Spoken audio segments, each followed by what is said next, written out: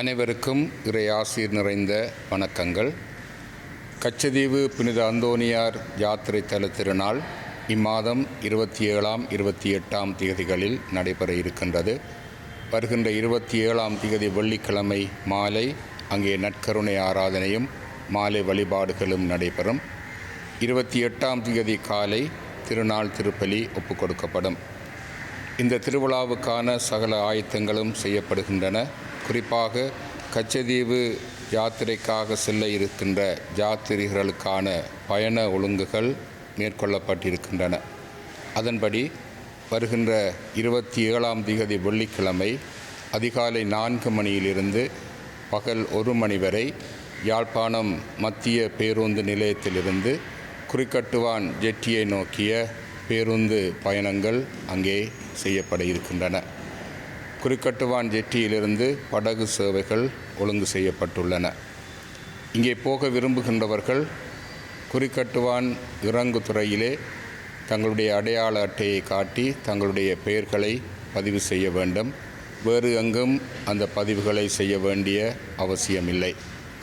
அதே வேளையிலே இங்கு போகின்ற யாத்திரியர்கள் 27ஆம் தேதி வெள்ளிக்கிழமைக்கு தேவையான உணவுகளை கொண்டு செல்லுமாறு கேட்டுக்கொள்கின்றோம்.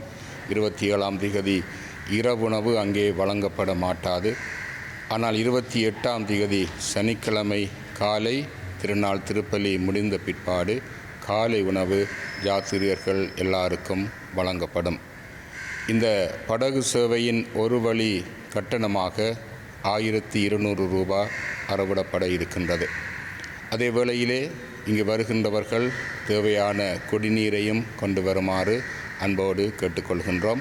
27ஆம் தேதி வெள்ளிக்கிழமை பகல் 1 மணிக்கு பின்னர் படகு சேவைகள் இடம்பெற மாட்டாது என்பதையும் உங்களுக்கு தெரியப்படுத்துகின்றோம். ஆகவே இவ்வருடம் நடைபெற இருக்கின்ற கச்சதீவு புனித அந்தோனியார் யாத்திரை தல திருநாளுக்கு வருகை தர இருக்கின்ற உங்கள் எல்லாரையும் நாங்கள் அன்போடு வரவேற்கின்றோம். இந்த திருநாளிலே இலங்கையிலிருந்தும் இந்தியாவிலிருந்தும் ஆயிரக்கணக்கான மக்கள் பங்கு பெற்ற இருக்கின்றார்கள். எல்லாருமாக ஒன்று கூடி புனித அந்தோனியாருடைய திருத்தலத்திலே எமது நாட்டுக்காகவும் எமது மக்களுக்காகவும் நம்முடைய மக்களுடைய சுதந்திரமான வாழ்வுக்காகவும் இறையாசீர் வேண்ட உங்கள் அனைவரையும் அன்போடு அழைத்து நிற்கின்றோம். வழமை போல இந்த திருவிழாவுக்கு இந்தியாவிலிருந்தும் இலங்கையிலிருந்தும் பல குருக்கள் துறவிகள் வர இருக்கின்றார்கள்.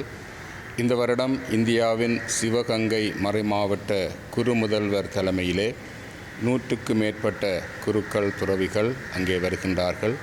அதே வேளையில் இலங்கையிலிருந்தும் யாழ் மறைமாவட்ட குரு முதல்வராகிய நானும் என்னோடு கூட 50க்கு மேற்பட்ட குருக்கள் துறவிகள் இந்த திருநாளிலே பங்கு பெற இருக்கின்றார்கள்.